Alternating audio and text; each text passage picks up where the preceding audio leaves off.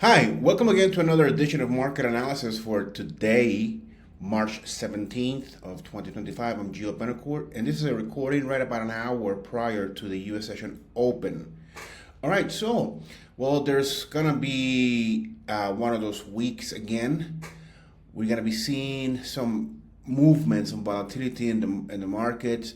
The biggest event this week is going to be on Wednesday when the Fed comes out to speak. We are going to be having the semiconductors NVIDIA's conference. Also, we're going to have earnings from FedEx, Nike this week. But the interest rate is the one that's going to be the biggest, news event out there, and there's not going to be any interest rate cut. That's the consensus, about 99% that there won't be a cut. So with that being said, let's take a look at the what we can speculate for the markets today, this morning or for this week. We've seen how the index, the Nasdaq, last week stayed within a range between the low of 19,156 and a high of 19,784. The market was basically fluctuating right about 600 points. The trading range from there, hitting that high, going back up to that low, going back to that high, and now we're basically flattish towards the upper end, towards the higher end of the range. Now, this right here is a setup of a breakout.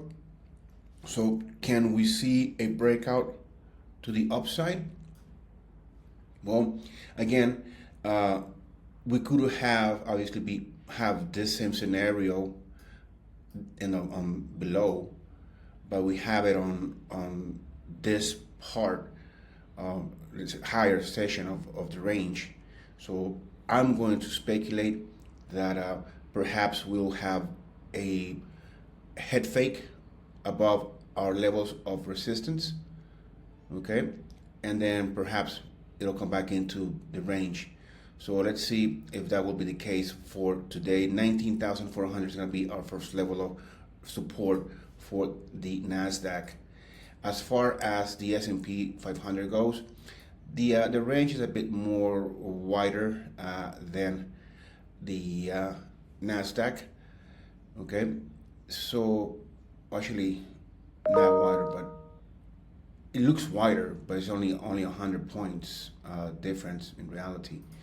So can we take a look at 5,700 as our second level of resistance, and as support we could come in and speculate 55.75, and then I'm going to use that swing low from last week. Let's see if that'll be good enough support for the S&P. Then we have the Dow. Let's take a look at the Dow. I'm going to use 41,000 as my first level of support, and then just leave the ones that I have here as my second one. Then crude oil. What can we do for crude oil today? I think we're going to be looking at crude oil making some move to the upside. So I'm going to be bullish on crude oil, looking to buy.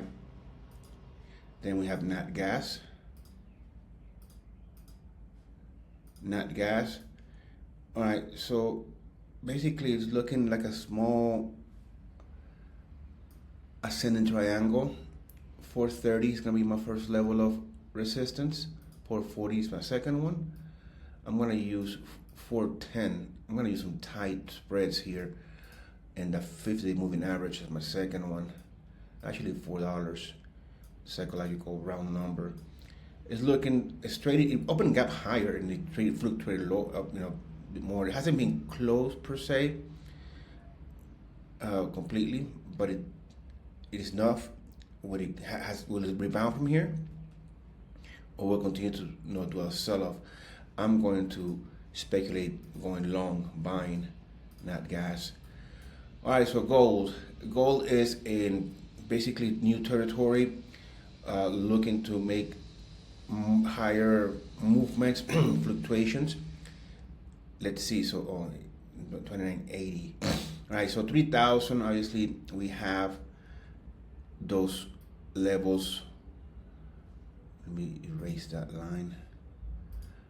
I don't know what it's doing there. All right, so then we have here 3015 and 3022. Let's just use a swing low from last week and 2970. Looking to buy, going long. Then we have silver. Oh, it's trading lower so far. It opened gap. It opened gap up because this candle closed below here and this one opened up here. It opened gap up. It has been closed. Let's see if this level will be enough to buy support and then rebound that and continue to move higher. Oh, staying out of that one for now. Copper, sideways trading. Let's see if today will be another attempt at $5. So staying long, looking to buy. Bitcoin is just sideways trading. That 20-day moving average is above the market. So let's see if that will be enough of a resistance for the asset to continue moving higher. Then we have the euro fluctuating around 109, staying close to it. Let's see if this week will be one of those that will reach 110 and higher. The pound climbing, okay. It did open gap down, so let's see how much higher will fluctuate. And the dollar index has a lot to say about that. It fluctuated towards the 103 and it has rebounded. So it's looking, this one opened gap up. All right, so, and it rebound of that 103 marker. So let's see if it'll continue to move even lower for the day. That's it for today. Have a great trading day.